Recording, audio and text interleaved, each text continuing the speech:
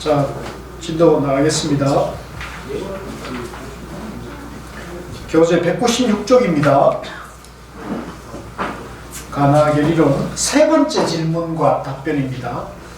그는 또 물었다. 같이 읽죠. 그렇다면 반야경에서 이른바 지혜도 없고 얻을 것도 없다는 것과 또 논교에서 이른바 한 생각도 나지 않으면 곧 부처가 된다는 등 말을 떠나고 생각을 끊었다는 것이 그것인가? 이 질문도 참 좋은 질문이에요. 이제 경전의 근거를 가지고 지금 질문을 던지고 있잖아요. 그러니까 우리가 일상생활에서 이제 예경을 할 때 가장 많이 독송하는 게 반야신경인데요. 반야신경에서 이른바 지혜도 없고 얻을 것도 없다. 이게 한자로는 뭐죠? 무지역 무덕 이무소덕고 그죠? 이게 무슨 뜻입니까? 지혜도 없고 얻을 것도 없다. 너가 한번 간단하게 한번 설명해 보시죠. 지혜도 없고 얻을 것도 없다.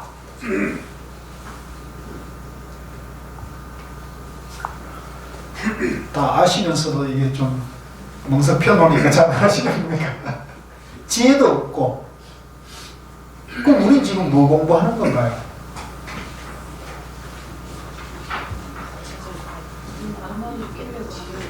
예.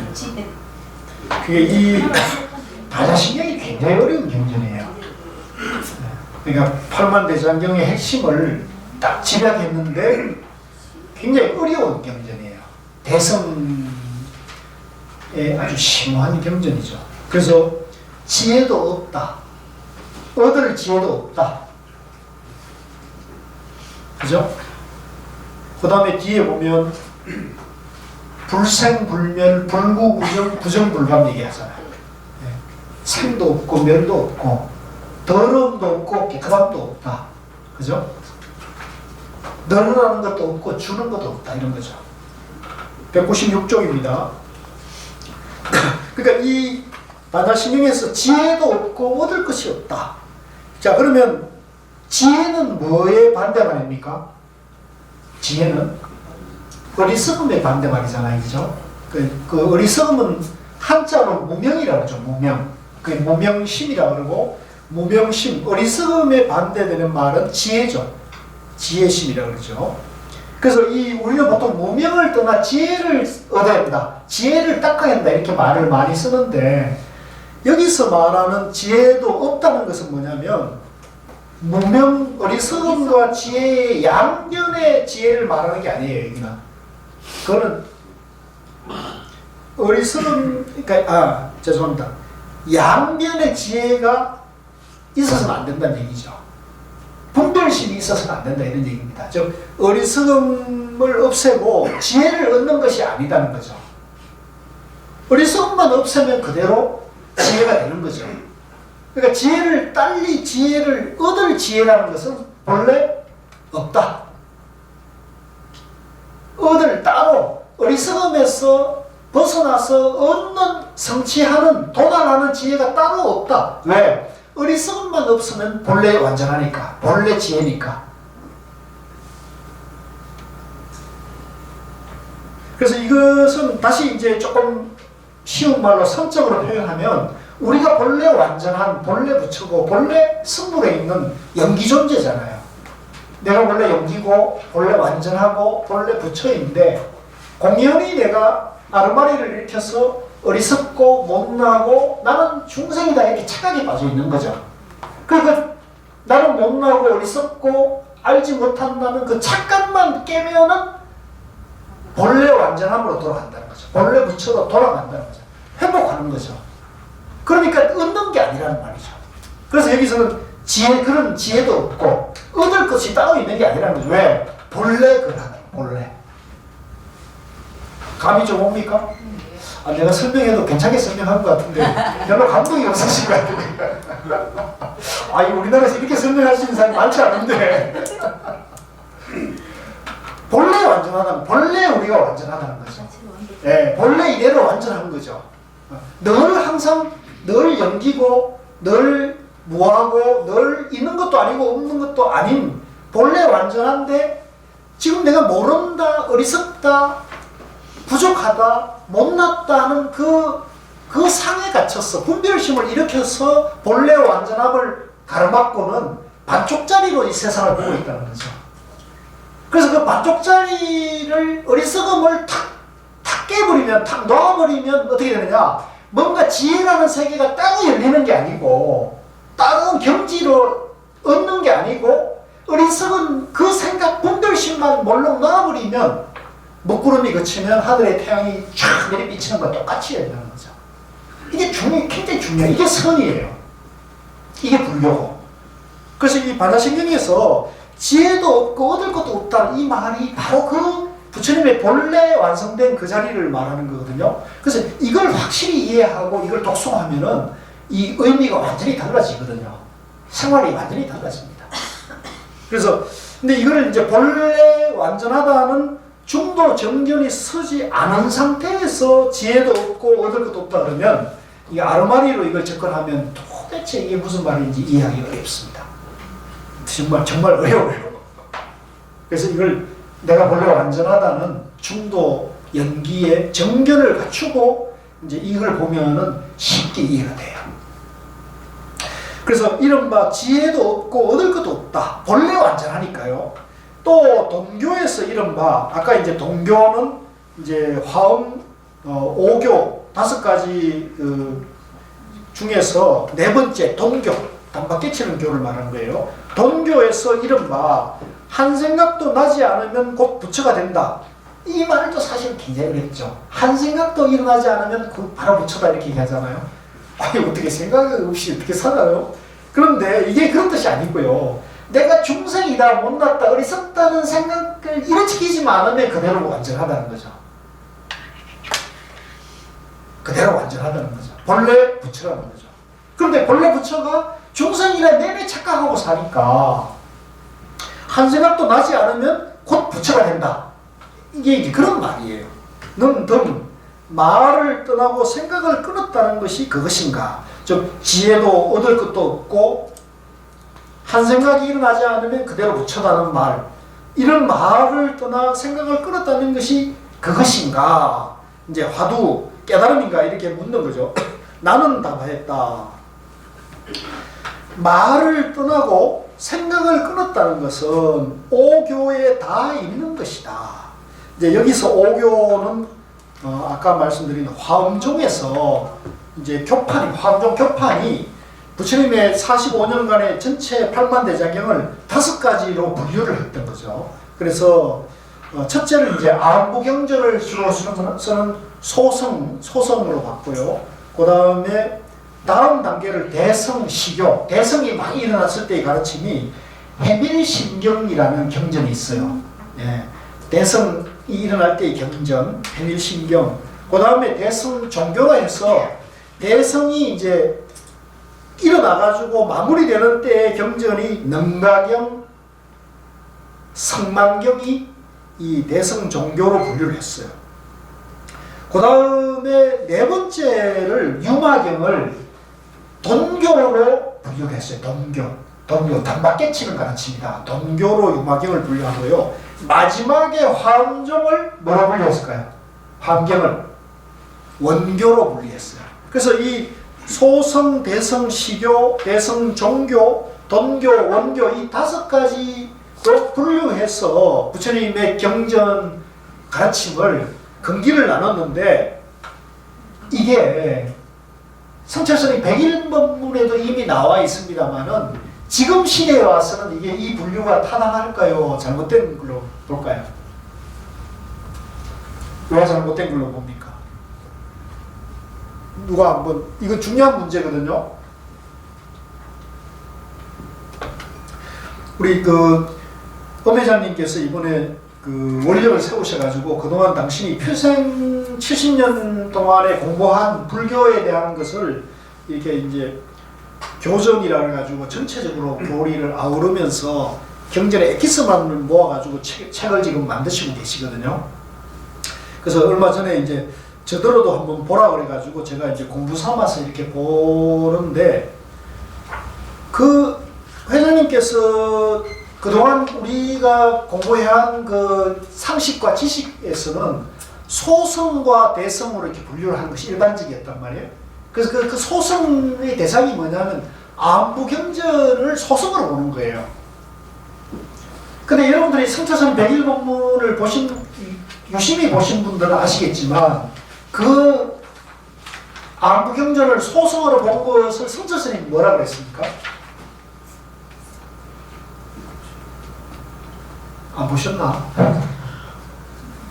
뭐라 그랬죠?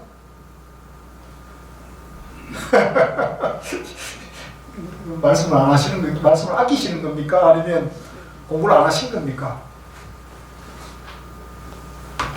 성철 스님은 안부경전을 소성으로 비하한 것을, 비판한 것을 잘못됐다 이렇게 보셨어요. 대성 청태 화엄 사상가들이 잘못 봤다 이렇게 했어요. 오히려 부정을 하셔요. 왜 그러느냐? 안부경전이야말로 부처님의 근본 사상이 다 담겨있기 때문에 우리가 불교의 가장 근본되는 사상이 안부경전에 담겨있다고 보시는 거예요. 그걸 소성으로 이렇게 소위 말해서 깔아뭉기거나 하열시하는 것은 대성을 우월하다, 대성이 낮다고 하는, 그죠? 양전의 분별심의 사고죠. 안 그렇습니까? 그러니까 그것 자체가 잘못됐다고 선생님이 보셨거든요. 근데 그게 이제 최근에 와서 여러분들이 꼭 알고 계셔야 돼요. 특히 연세 드신 분들이 많이 아셔야 되는데요. 최근에 이제 여러분들이 팔리어로 나와 있는 안부경전 이름이 니까야라는 거잖아요. 그죠? 니까야라는 건데, 팔리어가 이제 부처님, 저는 그 당시 부처님 당시에 살은 건 아니지만 부처님이 사용하신 언어를 팔리어라고 하는 사람들도 있더라고요. 그게 이제 그런지는 저도 모르겠어요. 근데 얼마 전에 제가 그 서울 불교대학원대학교의 정준영 교수라고 이제 초기 경전의 전공자이고 그 스리랑카에서 오랫동안 거기가 유학 가서 그 초기 경전과 이빠사나 연구로 박사학위까지 받고 오셔서 지금 활발하게 활동하는 분이에요. 그래서 초기 경전과 그분이 이제 이빠사나 수행을 하시고 그걸로 이제 활동을 왕성하게 하는데, 이제 제가 대성 101본문에서 이제 안부경전을 그렇게 보면 안 된다. 안부경전이야말로 근본 사상이 담겨 있기 때문에 그걸 중요시해야 된다. 이렇게 말씀하셔서, 이제 초기 경전을 공부하고 온 사람들은 니까야야말로 부처님의 원음이다 이렇게 해가지고 굉장히 중요시하잖아요. 그래서 저도 이제 그것 때문에 저는 뭐 팔리어를 모르니까 이제 한글로 번역한 것을 제가 찾아가지고, 예를 들면 초전법륜경이나 가전영경이나 101본문에 중요시하는 경전들을 제가 다 찾아보고 이렇게 했어요. 그런데 이제 그분들이 주장하는 건 뭐냐면 성철스님 주장하고 똑같아요. 그 정준영 교수님이 주장하는 건 거의 같더라고요. 그래서 이제 정준영 교수님도 이제 선은 잘 모르시는 분이라고, 그래서 선을 좀 공부를 하고 싶다고 저하고 이제 만나서 요즘 대화를 자주 하는 편입니다. 그래서 그분을 모셔다가 이제 이번 동안구에 101본문 공부하는 데서도 한 2번 정도 초청해가지고 이제 초기경전 101본문을 보시면서 초기경전 입장에서 한번 강의를 해달라 해가지고 아주 재밌게 하셨는데, 여러분들 다 보시면 좋은데 안타깝게도 그분이 동영상을 찍어가지고 돌리는 걸 싫어하시더라고요. 저하고 좀 성향이 다르죠. 저는 뭐 아는 건 별로 없지만 이게 찍어가지고 돌리는 걸 좋아하는데 그분은 그런 걸 아주 싫어하고, 겨우 제가 설득해가지고 우리가 지방에 계신 분들을 위해서 인터넷이 좀 필요하다 해가지고 그러면 한 달만 보여주는 걸 해가지고, 얼마 전에 한 달 보여주고는 연락이 왔어요. 그거 왜 안 나왔냐고. 아, 철저하시더라고요. 그래서 이제 제가 그 얘기 하려는 게 아니고, 그러니까 우리가 그동안 전통적으로 대성 소성으로 봐왔던 대성교학의 입장에서 보는 소성의 안부경전을 하열시하는 건 이건 잘못된 견해라는 거죠. 그래서 오히려 성철 스님과 같은 견해가 지금은 훨씬 더 중요한 거예요. 그래서 여기도 마찬가지입니다. 여기도 지금 5교로 나눠가지고 화엄종 종사들이 보는데 이것 자체가 사실은 시대적으로 안 맞는 분류라고 이미 학자들은 다 정리가 돼 있어요. 근데 안타깝게도 우리나라의 큰 스님들이나 우리나라에서 강의하는 많은 전문 교수들이나 이런 분들이 이런 시각으로 지금도 많이 하거든요. 그래서 유튜브에도 보면 제가 누구라고 지금 말씀드릴 수는 없는데 이제 소성, 대성 분류로 이걸 말씀하시는 분이 계셔요. 큰 스님들께서도. 그래서 저는 그걸 보면서 이거 큰 스님 저러시면 안 되는데 그러는데 이제 뭐 큰 스님은 이미 그동안 당신이 수십 년, 거의 평생을 그렇게 공부해 주신 분이니까 그 틀을 이제 그대로 유지하는 거죠. 또 반면에 이 대성교학자들이 소성이라고 폄하하는 안부 니까야 전공자들은 또 대성교학이나 선종을 어떻게 볼까요? 그것도 부처님 친설이 아니라고 부처님 가르침이 아니라고 또 엄청 공격하는 분들도 있거든요. 이게 이제 저는 보니까 이게 양극단 같아요. 양변 같아요. 다 그게 하나인데, 그죠? 그래서 여기서도 마찬가지로 그런 얘기인데, 요거는 여러분들이 조금 더 깊이 공부를 더 해야 됩니다. 그래서 앞으로는 우리가 이제 제가 그래서 우리 경전반에서도 안부 니까야 쪽에 공부를 계속 해왔죠. 그래서 우리 김재성 교수님이나 이제 그쪽 전공자들 계속 모셔서 했는데, 근데 저희들이 그런 뜻을 한 기본적인 기획의 의도는 뭐냐면 대성과 소성이 융합돼서 부처님의 근본 사상 중심으로 가자는 것이었는데 지금 이렇게 살펴보면 그게 잘 안 됐어요. 좀 아쉬운 점이 있어요. 그런데 앞으로는 그렇게 가야 돼요. 이게 이 소성이라고 말하는 것에 아무 경전이 근본 경전이기 때문에 이것을 소홀해서는 절대 안 된다. 더 열심히 봐야 된다는 거죠. 자, 그래서 다시 와가지고요. 말을 떠나고 생각을 끊는다는 것은 오교에 다 있는 것이다. 이제 깨달음으로 가려면 이제 언어와 말을 떠나고 생각을 끊어가야 된다는 것은 다 있다는 거죠. 각 교마다 다 하나에 끊는다는 말을 두어 모두 말을 잊고 뜻을 알게 하려 했다. 이제 본래 뜻을 드러내려고 했다는 거죠. 그러므로 소성은 인공의 진여를 정득하고, 요 함자로 이제 말이 좀 어려운데, 요거는 쉽게 말하면 뭐냐면, 이제 내가 공이라는 거, 오온이 공하다는 것이 이제 진여잖아요, 진여. 오온이 공하다는 것을 알아서 일체의 결혼을 건너잖아요. 감이 오나요? 네. 내가 뭐예요? 불교에서는 내가 교리적으로 뭐예요? 오온이죠, 오온. 그죠? 색수상행식이 나잖아요. 이것도 여러분들 확실히 정리하셔야 돼요. 내가 오온 덩어리란 말이에요. 색수상행식이란 말이에요. 그러니까 이 색수상행식 오온이 실체가 있어요? 없어요? 없죠. 연기란 말이에요. 그래서 그걸 인공, 사람이 공이라는 말이죠. 연기라는 말이죠. 이해되시죠? 인공, 사람이 공이고 연기니까 뭐예요? 그대로 진여라는 거죠. 인공의 진여를 정득하고 내가 연기고 무아라는 것을 정득하고, 대성은 법공의 진여를 정득한다. 법공이라는 것은 법이 연기법이야. 연기법. 연기법이니까 공법이죠. 공법이라는 것은 이 나뿐만 아니고 이 우주 만물이 전부 연기법, 무아법, 공이니까 진여가 정득되는 거죠. 그래서 대성은 일체 만물이 연기, 공이기 때문에 진여라고 본다면, 소성은 어떻게 받느냐면 나라는 것이 연기고 무하다고 해서 진여다 이렇게 봤다는 거죠. 근데 내가 진여고 연기고 무하인 오온이 공하다는 이 법은 있어요, 없어요? 이제 여기서 갈려요. 여기서 소성과 대성이 갈리는데, 대성 논사들이 보기에는 소성이라고 비판받는 데의 근거가 뭐냐면, 내가 연기고 무아인데 내가 연기고 무아라고 일러주신 부처님 법은, 진리는 있어요, 없어요? 있어요. 있다고 보는 거예요. 그러니까 아공법유론이라고 그래요. 따라서 아공, 아, 법유. 이게 소성의 견해예요. 내가 연기고 무아이지만 내가 연기고 무아라고 일러주신 부처님의 법은 있다는 거죠. 그 법이 있다고 보면 양변이에요, 중도예요? 양변이면 부처님의 가르치면 맞아요, 안 맞아요? 안 맞죠. 그러니까 소성이 되는 거죠. 아시겠어요?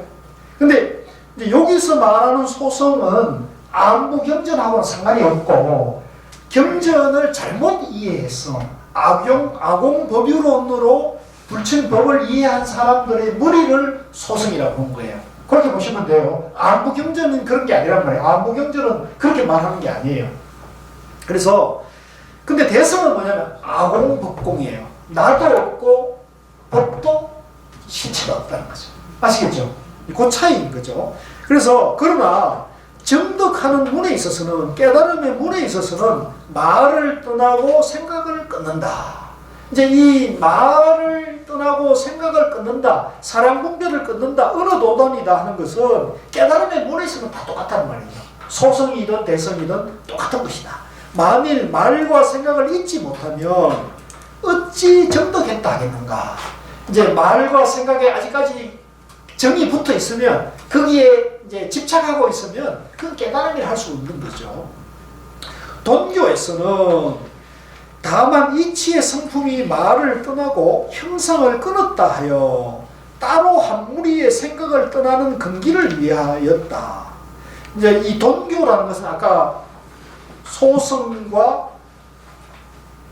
대성 시교, 대성 종교, 돈교 네 번째란 말이에요. 근데 이 돈교는 어떤 차원이냐면 이치의 성품이, 이치의 본성이 말을 떠나고 형상을 끊어서 따로 한 무리의 생각을 떠나는 근기를 위해서, 이제 그 이치를 넘어서는 그 무리를 위해서 돈교를 썼다는 겁니다. 그러므로 한 생각도 생기지 않으면 곧 부처라 했다.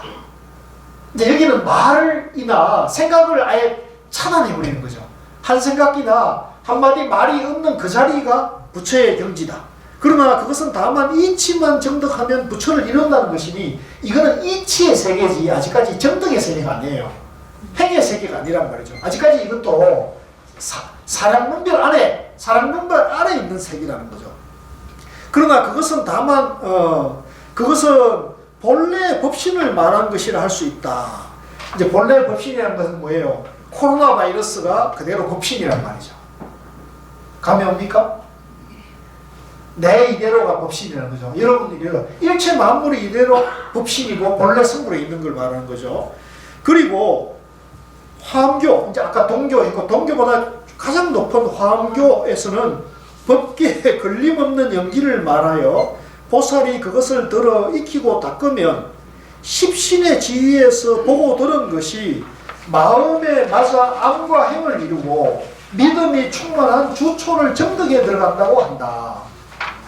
자, 이건 무슨 말이냐면, 이제 법계에 걸림없는 연기를 이치로 말해가지고 보살이 그것을 수행해가 닦으면, 이제 보살 화엄교에서는 52계급을 말하잖아요. 52위를 말하잖아요. 그래서 1에서부터 10위까지는 10주라고 해요. 10주.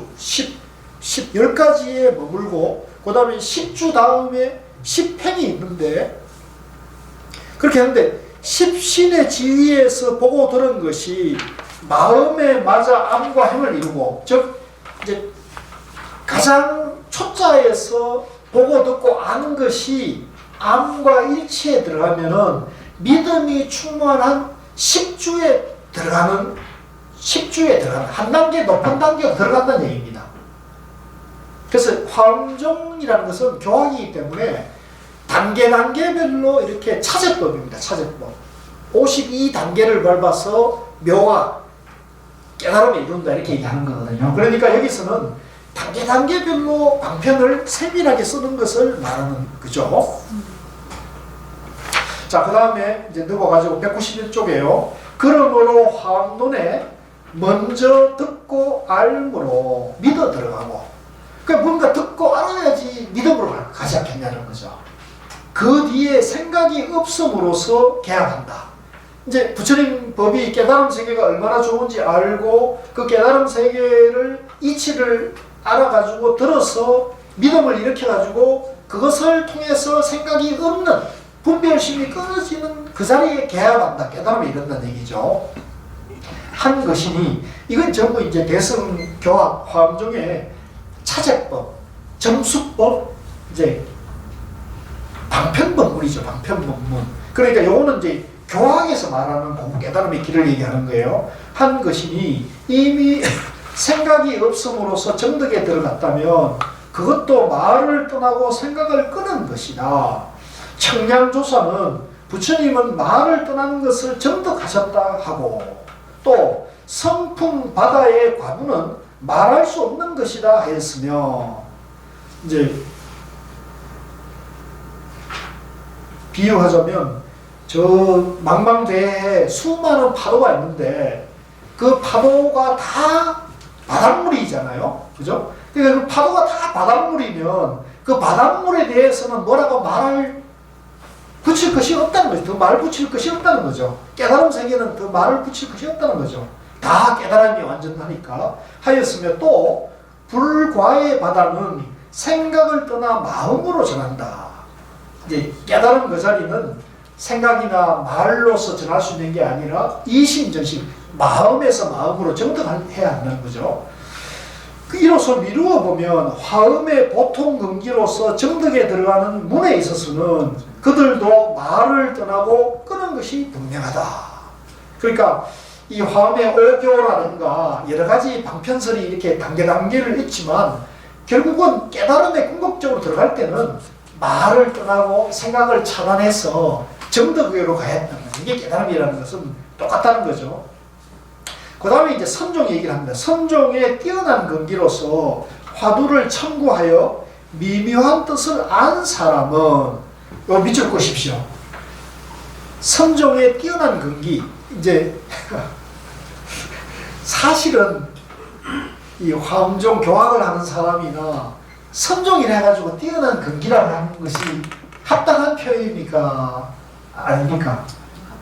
합당하지 않은 표현이잖아요. 그죠? 중도에서 보면 벌써 우열이 나눠져 있는 쪽에서 얘기하잖아요.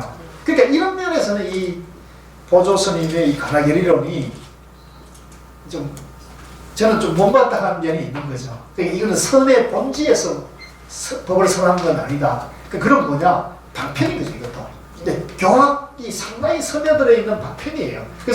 그래서 이제 선사들은 보조 스님의 이 가나결이론을 높이 보지 않는 거예요. 근데 우리 같은 입장에서 그게 조금 뭐랄까 선과 교의 구분이 모호한 사람들이 볼 때는 선과 교를 다 하는 입장에서 보면 이게 굉장히 가치가 있죠. 왜? 선을 우위에 놓고 교를 이제 극복해야 될 과제로 지금 설정해 놨잖아요. 그래서 이제 교학을 하는 사람들은 이 가나결이론을 굉장히 싫어하죠. 왜냐면 교를 지금 계속 무시하잖아요. 교는 하열하고 교보다 위에 뭐가 있어요? 선이 있다 그러니까 강사들은 이거 보면 짜증나죠.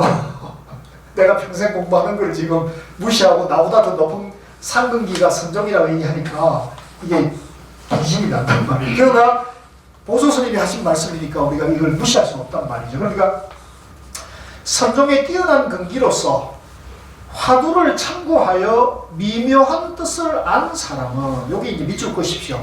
화두를 참고하여 미묘한 뜻을 안 사람은 10가지 지혜의 병을 내지 않는다.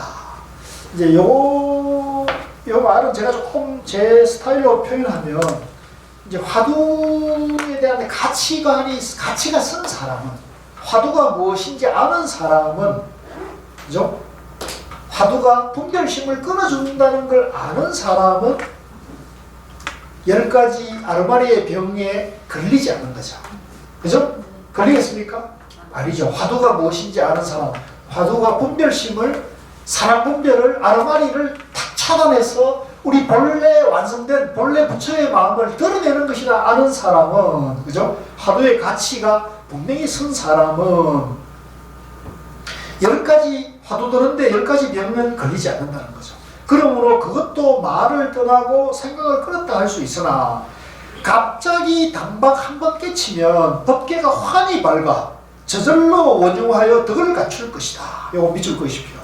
이게 이제 보조 스님의 사상이 딱 드러나 있는 내용이거든요. 갑자기 단박에 한 번 깨치면 법계가 환히 밝아, 우주 만물이 환하게 밝아 저절로 원흉해지면서 일체의 복덕을 다 갖춘다는 거죠. 이게 바로 도노돈수를 말하는 거거든요. 그러니까 이 가나결의론에 보면 보조 스님이 지금은 도노돈수를 말하고 있는 건데요.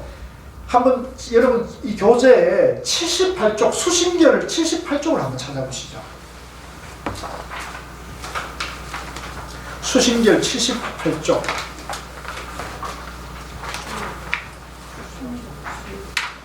죄송합니다. 79쪽을 찾았어요. 79쪽. 제가 잘못했네요. 79쪽. 찾았습니까? 79쪽에 보면요. 위에서 두 번째 문단에 보면 그거 한번 같이 한번 읽어보겠습니다. 대개 도에 들어가는 데는 그 문이 많지만은 요약해 말하면 도노와 점수의 두 문에 지나지 않는다. 비록 도노와 돈수는 최상 등기를 가진 사람이 들어갈 수 있는 문이라 하나 과거를 미루어 보면 이미 여러 생 동안 깨달음에 의해 닦아 차츰 익혀오다가 금생에 이르러 듣는 적시에 깨달아 한꺼번에 모두 마친 것이니 실로 말하면 그것도 먼저 깨닫고 뒤에 닦는 금기이다. 그렇다면 이 도노 점수의 두 문은 모든 성인이 말미암은 길로서 과거의 모든 성인은 다 먼저 깨닫고 뒤에 닦았으며 그 닦음에 의해 점득하는 것이다. 자, 아니 거기까지만 하시죠. 자, 요거를 보면은요, 이 보조스님께서 도노와 돈수를 어떻게 이해하시는지 나와 있죠. 보조스님이 요 수신결에서는 이 도노와 돈수를 먼저 깨닫고, 그죠? 먼저 깨닫고 차차차차 닦아서 정덕에 이르른다 이렇게 표현하고 있잖아요. 그러면 깨달음이 앞에 있습니까? 뒤에 있습니까? 앞에 있잖아요. 그러니까 도노하고 난 다음에 닦아서 완성한다 이렇게 표현하죠. 이걸 우리가 도노 점수라 그래요. 아시겠죠? 근데 이런 사상이 수신결에는 보조스님이 이렇게 견해를 피게 견단 말이에요. 근데 다시 우리 본래 가나결의를 봅시다. 197쪽에 보면, 자, 아까 제가 밑줄 거라는 갑자기 단박 한 번 깨치면 법계가 환히 밝아 저절로 원흉하여 덕을 갖출 것이다. 같아요, 틀려요? 다르잖아요. 지금 주장하는 바가 다르잖아요. 여기서 이제 차이가 완전히 달라지는 거죠. 그런데 수신결은 이 책보다 한 10년 전에 나온 책이거든요. 이제 보조 스님이 54세까지 사셨나? 거의 그 정도 사셨는데 40대에 수신결을 지으신 거고, 이 가나결의론은 이제 말년에 돌아가시기 6개월 전에 지었다는 것이거든요. 그러니까 10년 뒤에 임종 직전에 지은 책인데 우리가 보조 스님 사상을 어느 것으로 봐야 될까요? 예? 여러분들은 보조 스님을 수신결을 보조 스님 사상으로 보실 거예요? 가나결의론을 보조 스님 사상으로 내세울 거예요? 지금 학자들은, 보조 스님을 연구한 학자들은 여러분들과 같이 이렇게 안 봐요. 수신결을 보조 스님의 대표 사상을 보고, 보조 스님 그러면 도노점수설이 보조 스님의 사상이다 이렇게 보고, 이 가나결의론은 무시해요. 그러면 바로 보는 겁니까? 잘못 보는 겁니까? 그럼 왜 그럴까요, 학자들은? 왜 그렇게 학자들이 잘못 볼까요? 근데 이런 걸 우리가 토론을 해봐야 돼요. 학자니까, 체험이 없으니까. 네, 뭐 제가 학자들을 여기서 공개적으로 나갈 거기 때문에 뭐라고 할 수는 없고, 하여간 여러분들이 그런 거에 대해서 정확한 정견을 갖춰야 돼요. 바른 가치관을 갖출 때 여러분들이 남의 말에 흔들리지 않으면서 내가 바른 안목을 갖추고 공부를 할 수가 있는데, 이제 저는 누구든지 그렇습니다. 저도 우리가 제 개인의 입장에 놓고 본다면, 제가 20대의 불교를 보는 시각과 30대의 불교를 보는 시각과 지금 50대의 불교를 보는 시각이 완전히 다르거든요. 여러분들 안 그렇습니까? 인생의 그 많은 성장 과정에서, 살아온 과정에서 젊었을 때 견해하고 지금의 견해는 전혀 다르잖아요. 저도 불교를 보는 견해가 제가 대학생 때 견해하고 지금 견해는 불교가 완전히 다르게 보거든요. 그러면 제 사상이 어떤 사상이냐 했을 때 만년에 견지하고 있는 사상을 제 사상으로 봐야 되겠죠. 그러니까 저는 이 간화결 이론이 보조 스님의 사상을 대변한다고 봐야지 그 초년기에 이 사상이 성숙돼 가는 과정에서 그걸 가지고 대표적인 걸로 한다면 그것은 보조 스님 잘못 보는 거라는 거죠. 그게 성철 스님이 그렇게 말씀하신 거예요. 성철 스님이 보조 스님을 평하신. 그래서 제가 요 뒤에 요 이불로 성철 스님 101본문에 선종사상편을 이불로 복사에다 붙여놨습니다. 그 시간 나는 대로 여러분들이 꼭 한번 보시면 그 우리가 시간이 나면 이것도 한번 보면 좋은데요.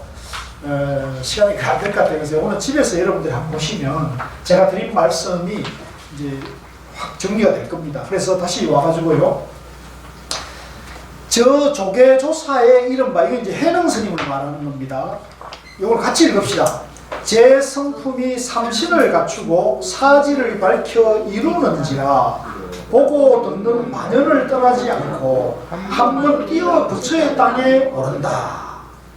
이제 육조 스님의 말씀인데요.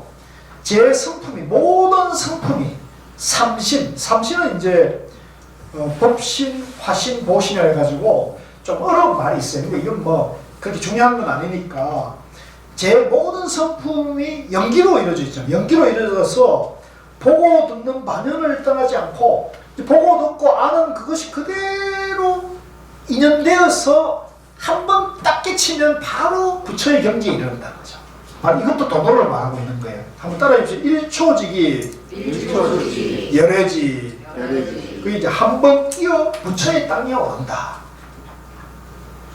일초직이 열애지예요. 이게 이제 도노돈수고 일초직이 열애지고 이걸 다른 표현하면 직지란 말 아시죠?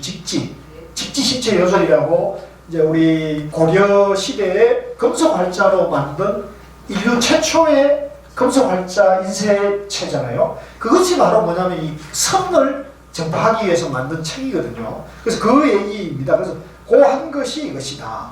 원교의 십신과 십지 등은 이제 이 십신, 십지 이런 복잡한 얘기들이 있는데요. 이거는 화엄종에서 말하는 단계별로 뭐 여러 가지 방대한 얘기를 하는데 이런 것에 대해서 너무 여러분들이 개념에 매이지 마시고요. 다 이것이 그냥 연기다 이렇게 보시면 돼요. 다 삼신과 사지 가운데, 사시 가운데서 갖춘 덕이니 그것은 다 도에 들어간 이에 정덕한 지혜 경계의 편원과 권실 면에서 논하는 것이다. 이 말들이 굉장히 어려운 말인데요. 쉽게 말하면 이제 도를 깨치면 그 깨친 경지에서 쓰는 허다한 법을 쓰는 것과 방편을 쓰는 것, 이걸 말하는 거예요. 법이 필요한 사람에게 법을 드러내고 방편이 필요한 사람에게는 방편을 드러내는 거죠. 그래서 그걸 권실, 편원과 권실로 이제 구분해서 표현한 건데요. 제가 저번에도 말씀드렸지만 봉암사에 가면 100년한 뒤에 조그만 이렇게 그 누각이 정각이 조그만 정각이 하나 있는데 그게 정각 이름이 큰 대자 권세 글자 대권각이에요. 대권각. 그래서 대권에 꿈이 있는 사람들은 그 길을 아는 사람들은 그 길을 꼭 참배해야 한다는 전설이 있어요. 전설이. 그래가지고 문재인 대통령은 수자 스님들하고 좀 친해요. 그분의 정서가 약간 수도사적 기질이 있어요. 이게 좀 사교적이지 않고, 그죠? 좀 그 어떤 책을 많이 벌고 이제 생각이 좀 깊은 스타일이죠. 그러다 보니까 사교적이지 못해요. 친화력이 없어요. 그런데 오히려 그런 분들이 이제 수도사들하고 이게 친화력이 있죠. 그래가지고 그 봉암사에 살 때 백군감이 있었거든요. 참배하다고 해가지고 수사생들이 참배하라 가지고 참배했는데 먼저 나가지고는 떨어졌죠. 이명박 대통령도 그 참배를 했다 그러죠. 이명박 대통령이 되고 그 다음에 이제 박근혜 대통령하고 제가 할 때 박근혜 대통령이 봉암사 뭐 어떻게 해가지고 봉암사 한번 방문하고 싶다고 그렇게 했는데 수자 스님이 지금 우리 돌아가신 수자 스님이 뭐랄까 신심을 가지고 참배하러 오시면 좋지만 우리가 거절할 수는 없지만 유세하러 오실 것 같으면 여기는 수행 도량인데 유세하실 때 바쁘는데 안 오셔도 괜찮다고 그렇게 이제 수자스님 말씀하셨다고 해요. 저희한테 해주신 말씀이에요. 네. 완곡하게 그죠?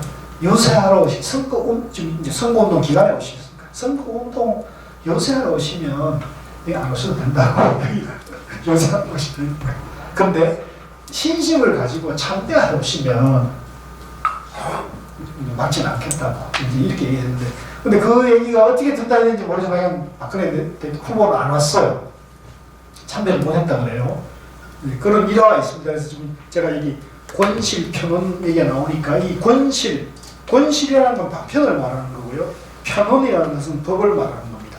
그런데 요즘 상에 집착한 사람들은 유관의 소견으로 의심하여 믿지 않으니 이제 상이라는 것을 이제 내가 있다거나 법이 있다거나 이렇게 이제 양변이 떨어져 가지고 집착하면서 공부하는 것을 말하죠. 유관의 소견으로 의심하여 믿지 않으니 어찌 더불어 도를 의논할 수 있겠는가.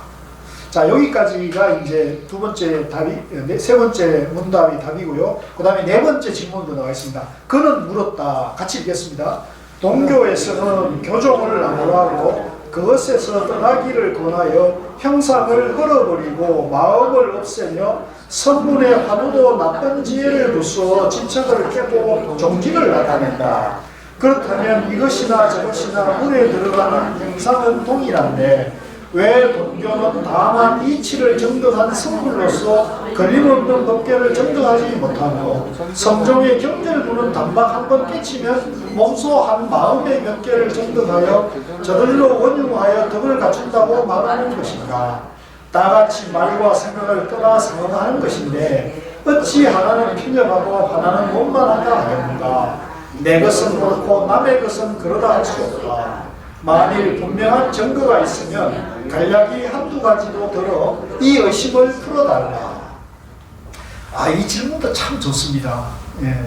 그러니까 요거는 조금 돈교, 화엄교학에 대한 이해가 있어야 되는데, 아까 제가 이제 소성교, 대성시교, 대성종교, 돈교, 원교 이렇게 했잖아요. 이제 동교, 화엄교학에서 네 번째 근기의 가르침을 돈교, 단박 깨치는 교를 얘기한다고 했잖아요. 그런데 왜 돈교에서도 다만 이치를 정당한 성불로서 걸림없는 법계를 정당하지 못한다 하면서 성종의 경전령문에서 단박 깨치는 것을 얘기하느냐. 그러니까 동교와 성종이 같은 거 아니냐. 똑같은 단박 깨치는 길을 얘기하는데 왜 돈교는 무시하느냐. 그래서 그 뒤에 보면 내 것은 옳고 남의 것은 그러다 하셨다. 이게 뭡니까? 요즘 흔히 많이 쓰는 사자성어로 내가 걸 아닙니까? 내 것은 옳고 남의 것은 그러다. 내가 하면 로맨스고 남이 하면 불륜이다 이거 아닙니까? 그죠? 이게 똑같은 편이다. 이거 보고 좀 웃었어요. 예? 내 것은 옳다 그러고 남의 것은 그러다 하는 거 아니냐. 이제 이렇게 오해할 수가 있죠.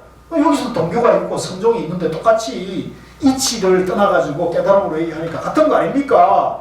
이제 일러달란 말이죠. 나는 다가했다. 교학자들로서 이제 교학하는 사람들로 선정의 법을 의심하고 비방하는 것은 다만 그 의심을 풀지 못하기 때문이다. 이 말도 맞아요. 이제 선하는 사람들을 선을 교학하거나 선의 이치를 모르는 사람들은 비방할 수밖에 없어요. 왜? 자기가 모르는 공부를 하기 때문에 그런 거죠.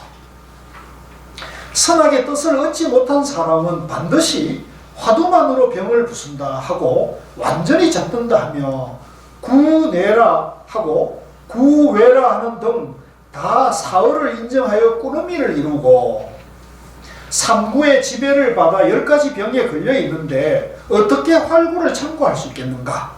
자, 이 말은 이제 선의 이치, 선의 본질가 뭐냐면 상대 분별을 끊어서, 그죠?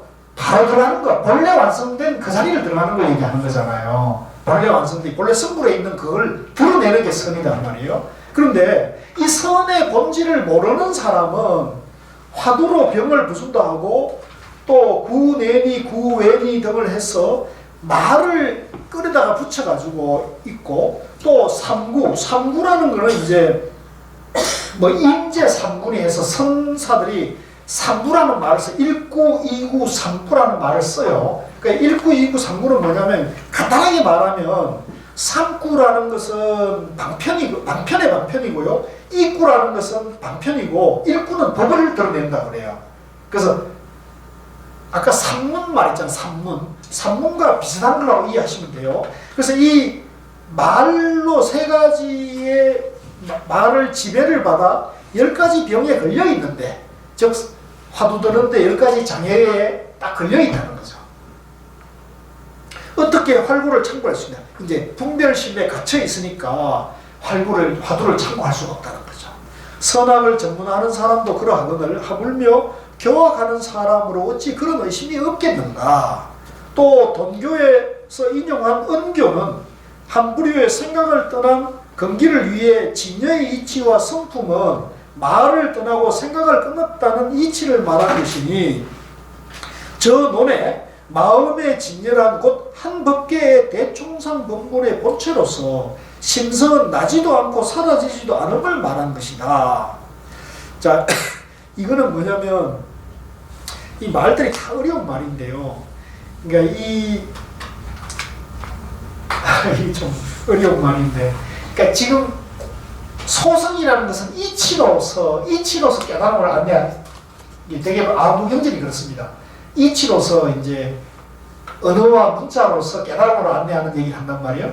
그죠? 근데 이 동교는 뭐냐면, 대성교학도 그렇죠. 동교는 뭐냐면 그 이치가 끊어져야, 이치가 아로마리가 드러나지 않아야, 말과 생각이 끊어져야 깨달음이다 이렇게 얘기한다는 거죠. 이게 동교예요. 그런데 그 밑에 보십시다. 그 밑줄 보십시오. 모든 법은 오직 망념에 의하여 차별이 있는 것이다. 이게 무슨 말일까요? 일체법은 오직 망념에 의해서 차별이 있다. 만일 망념이 없으면 곧 일체의 경계가 없어진다.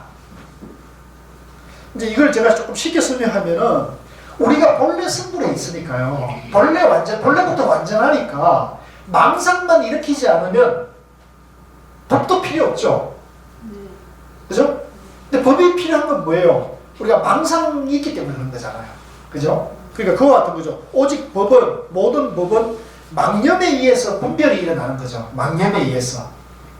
나다, 너다, 있다, 없다는 망상 속에서 차별이 있는 거고, 만일 그 망상이 쉬어지면, 망상이 연기라고 하는 것을 알아버리면 일체의 경계가 다 연기구나 이렇게 일체의 분별심이 사라지잖아요. 본래 완성된 자리로 돌아가는 거죠. 분별심이 끊어지는 거죠. 그러므로 모든 법은 본래부터 말을 떠나고 이름을 떠나고 마음의 반열을 떠나 끝까지 평등하여 변하지 않고 부술 수도 없는 것이다. 법이라는 것은 부술고 말고, 말이 있고 없고 관계없이 본래 완전한 거죠. 오직 한 마음뿐이기 때문에 진열한다. 여기까지는 밑줄 것이면 좋아요. 오직 한 마음. 예. 우리 안양에 가면 한 마음 선언이 있잖아요. 예? 한 마음. 그러니까 두 마음이 있으면 안 돼요. 우리 마음속에 두 마음이 있으면 안 되고, 이 우주 만물에 양변이 있으면 안 돼요. 분별이 있으면 안 돼요. 분별이 무너지면은 본래 그 자리, 그게 한 마음이라는 거죠. 중도의 마음이죠. 어떤 이가 묻기를, 만일 그런 이치라면 중생들은 어떻게 그것을 따라 들어갈 수 있겠는가고 하였다. 이제 만약에 분별을 떠난 그 자리라면 중생들은 어떻게 그걸 깨치고 들어갈 수 있느냐는 거죠. 대꾸로 만일 모든 법은 비록 말하나 말할 것이 없고 생각하나 생각할 것이 없음을 알면 그것이 바로 따르는 것이요, 만일 생각을 떠나면 거기에 들어갈 수 없을 것이다고 하였다. 이런 응교들이 바로 생각을 떠난 근기가 들어가는 마음의 진여의 물이다. 진실한 요의에 의하면 망념은 본래 공한 것으로, 그렇죠? 번뇌는 본래 연기죠. 네, 이런 것들이 이제 확 개념에 와닿아야 돼요, 여러분들이. 망념, 분별심이 본래 연기다, 공하다는 거죠. 떠날 것이 없고, 그렇죠? 내가 아노말이나 분별, 짜증과 화를 내다고 내가 짜증과 화를 내가 어디 집착하고 있네, 내가 어리석은 분별심을 냈네, 이렇게 알아차리는 순간에 그 망념, 짜증, 화가 바로 지혜로 탁 바뀌어버리잖아요. 다 그런 경험이 있죠? 여기 계십니까? 이게 가까워져야 돼요. 이게 여러분들 생활 속에 자주 되거나 아주 가깝게 돼야 돼요. 막 짜증내고 화내고 막 잔소리 하다가 내가 이런 분별심을 내면 안 되지 하면서 확 그걸 거둬들일 수 있는. 됐죠? 네? 됩니다. 그 하도 열심히 해야 됩니다. 하도 하면 지수로 돼요, 이게. 하도 하면 지수로 돼요. 본래 없는 모든 법이 본래 참 성품이며 인연을 따르는 묘한 작용은 영원히 끊어지지 않으므로 부술 것 없다. 그렇죠? 일체가 다 연기니까 짜증내는 마음도 연기고 화내는 마음도 연기고 집착하는 마음도 연기니까 이게 부수고 없앨 것이 본래가 없는 거죠. 근데 내가 분별심을 일으키면 없애야 되고 비워야 될 게 생기게 되는 거예요.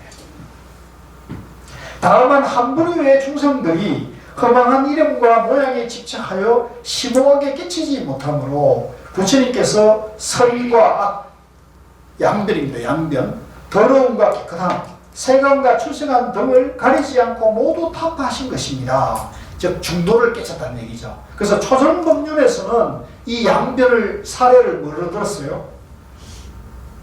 초전법륜에서는 고행과 쾌락이잖아요. 고행과 쾌락을 떠나 중도를 깨달았다는 거고, 이거는 사람마다 다 달라요. 중요시하는 것이, 그죠? 여기서는 이제 보조스님은 선, 악, 더러움과 깨끗함, 세간과 출세간 등을 양변으로 보는 거죠. 그러므로 이 교법을 든더미는 평등하여 모양이 없는 이치를 그대로 따라 말하여도 말할 것이 없고, 그건 믿을 것이십시오. 생각하여도 생각할 것이 없는 것임을 알고 그 다음에는 그 암과 그 생각마저 떠나 진여의 문에 들어간다. 그러니까 우리가 이제 양면을 여의고 생활하는 사람은 누구에게 잔소리를 하더라도 미운 마음이 없이 잔소리를 할 수 있고, 그죠? 집착함이 없이 사랑을 할 수 있고, 그죠? 왜 반응이 왜 이래요?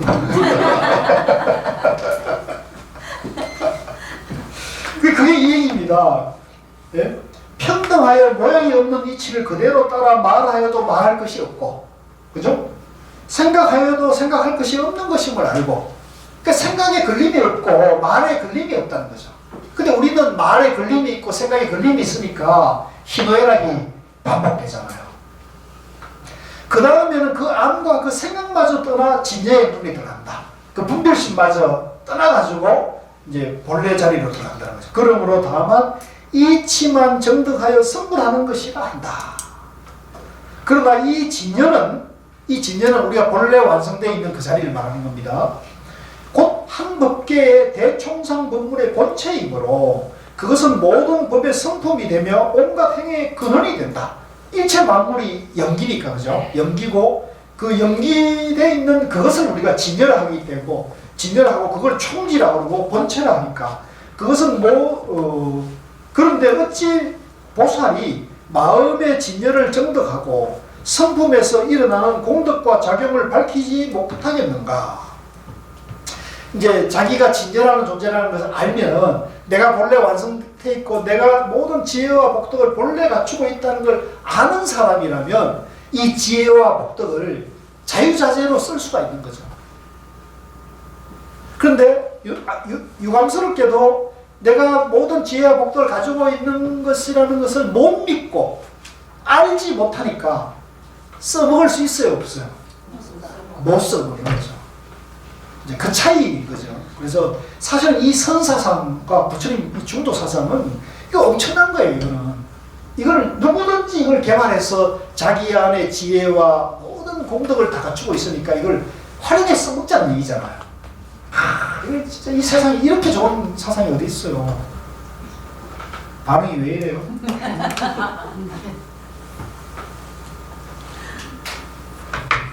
이 아르마리에 가려서 내가 못나고 어리석고 내가 아는 게 없다. 그거에 탁 가로막혀서 그걸 못 보고 있으니까 그걸 이제 단박 비우자는 겁니다. 그걸 끝없이 비워나가자는 거죠. 그런데 현수조사가 다만 한 생각도 일어나지 않으면 곧 부처다. 이 뭐 멋있잖아요. 등의 말을 떠난 말을 인용하여 동교를 세운 것은 저 설명이 분명하지 못했기 때문이다. 자, 이 이제 선종의 본래 성불의 사상을 이제 현수조사가 한 생각이 일어나지 않으면 곧 부처다는 말을 활용해서 동교라는 걸 하나 세워놓은 것은 그것은 그 가치를 모르기 때문에 이제 그걸 분명하게 알리기 위해서 만들어 놓은 것이라는 거죠. 선문에도 여러 가지 건기의 들어가는 문이 조금씩 다르다. 이제 이것도 이 표현도 좀 옳은 표현은 아니에요. 선은 일문이 돼야 되고 선교를 막론하고 하나의 문인데 선문에서 여러 가지 문이 있다 이렇게 하는 건 이미 선이 사실은 아니죠. 이런 것도 좀 아쉬운 부분이 있어요. 즉 어떤 이는 유심과 유식의 도리에 의하여 체중현에 들어가는데 체중현은 이제 가장 낮은 근기를 말하는 거고요. 그것은 초연문으로서 원교에 일일이 걸림이 없다는 말이 있다. 그러나 항상 불법의 지견이 마음에 있으므로 깨끗이 벗어나지 못한다. 그러므로 어떤 이는 본분초려의 그 본분초려라는 걸 줄을 한번 보시죠. 목축에서 하루에 일정한 사료. 우리가 소나 돼지 키워보셨어요? 제가 어렸을 때 소를 키우는 게 저희 집에 제 일이었는데, 소를 키우면 뭐 여름이나 봄, 가을에는 이제 들판에나 산에 갖다 풀지만은 겨울에는 여물을 이렇게 썰어서 그 양만큼 딱 여물을 써가지고 주잖아요. 그 하루에 몫이 있는 거죠. 그건 마찬가지로 이 공부하는데도 이제 근기가 약한 사람은 많은 걸 다 줘가지고 공부할 수가 없다는 거죠. 왜? 뱉어서 죽으니까. 먹지도 못하니까, 그죠? 그러니까 하루 먹을 공부할 양만큼을 줘가지고 공부를 이렇게 이끌어가는 그걸 이제 본분초려의 세력한 지견에 의해 구중년에 들어가 초현문의 불법의 지견을 부수는데, 이 현문에는 경절문에 정정백수자 마상근들의 화두가 있다. 이제 거기에서 더 나아가가지고 경절문까지 이르게 되면 경절문에서는 화두를 바로 던져가지고 바로 들어가게 되는 거죠. 그러나 이 삼년문을 세운 것은 옛 선사의 뜻으로서 본분 초려와 화두로 병을 부수는 말을 삼았기 때문에 둘째 현문에 두었던 것이다. 그러나 그것도 세력한 지견이라는 말을 버리지 못하고 생사의 세계에서 자제하지 못하므로 셋째 현중현에 양구, 침묵, 방망이, 할 등 작용을 세워 앞에 세락지견을 부쉈다. 그러므로 3년의 시설은 본래 병을 보내기 위한 것으로 만일 상조의 최초의 종지를 바란다면 그것도 옳지 못하다. 자, 여기까지 오늘 공부를 여기까지 하는데요. 요 앞에는 특히 말하면은 첫째 초현문, 둘째 현문, 셋째 현문 이 3현문을 듣는데 이제 선에서도 이 세 가지 그 근기에 따라서 문을 두긴 하는데 이제 차차차차차 깨달으러 가는 그걸 말하는데 이 사면 세 가지 문이라는 것도 본래 부처인데 병을 없애기 위해서 쓰는 것이지 이것이 따로 있는 것이 아니라는 거죠. 본래 병만 없애면 병이 깊은 사람과 병이 이제 얕은 사람이 있으니까 병이 깊은 사람은 낮은 근기의 방법을 쓰고 이제 병이 그 얕은 사람은 높은 근기의 그걸 쓴다는 거죠. 그러니까 그것은 본래 병을 보내기 위한 것으로서 만일 우리 조사들의 최초의 종지를 바란다면 그것도 사실은 필요 없다. 왜 필요 없느냐? 우리가 본래 부처이기 때문에 본래 완성되어 있기 때문에 그런 그 중생이라는 착각, 병을 낫기만 병만 없애면은 본래 완성되어 있기 때문에 그것도 옳지 못하는 거죠. 자, 오늘은 여기까지 하겠습니다. 예, 수고 많으셨습니다. 제가 이거 하나만 설명하고 오늘 그 저 경전조사오록 13차 고강자 제가 설명을 좀 드려야겠는데요. 이번에는 우리 그 음회장님과 그 인재원 이사님들의 그 여러 가지 좋은 뜻을 모아가지고요. 우리가 이제 경전과 의록만 공부를 하다 보니까 조금 너무 건조한 지혜랄까요? 조금 너무 이렇게 딱딱한 게 있어서 법회를 통해서 신행을 조금 병행을 하면 좋겠다는 의견이 있어요. 그래서 이제 한 경전을 3주 하면은 이제 마지막 4주째는 법회를 해서 이제 똑같이 여기서 하는 거죠. 법사 스님을 모셔가지고 이제 법문을 같이 병행해서 좀 들으면 좋겠다 해서 이제 우리 음회장님이 여러분들을 이제 추천하고 신명한 끝에 목종 스님이라고 아주 젊으신 스님인데 그 법문도 잘하시고 신행 활동도 아주 열심히 하시는 좋은 스님이 계십니다. 그래서 목종 스님을 초빙하기로 응낙을 받았습니다. 그래서 그걸 이제 참고하시고요. 이번에는 이제 법구경을 우리 조계종 불학연구소장 정문 스님, 이분은 이제 선학 박사이신데요. 아주 그 강의도 잘하시고 글도 아주 잘 쓰시는 분이에요. 그래서 법구경을 이제 비구니 스님입니다. 정문 스님 모셨고요. 그 다음에 지장경은 목종 스님께서 하시기로 했고요. 성만경은 그 여성개발원의 전 원장을 하셨고 여성개발원의 그 성만경 그 연구회인가? 성만 부인인가요? 사상연구회에 이인자 교수님하고 경기대 그 대학원장을 지내신 그 교수님이 계십니다. 그래서 이 어른을 모셔서 성만경을 같이 공부하기로 했고요. 마지막으로는 보조스님의 정예결사문. 우리가 요즘 뭐 결사에 대한 관심도 높고 하기 때문에 또 보조스님하고 정예결사문을 꼭 또 공부를 한번 해야 되거든요. 그래서 정예결사문을 같이 또 공부를 하면 좋겠다 해서 이번에도 아주 그 내용이 알차고 하니까요. 또 새로운 좋은 스님들도 모셨으니까 계속 공부 인연을 지어가시면 좋겠습니다. 예, 고맙습니다.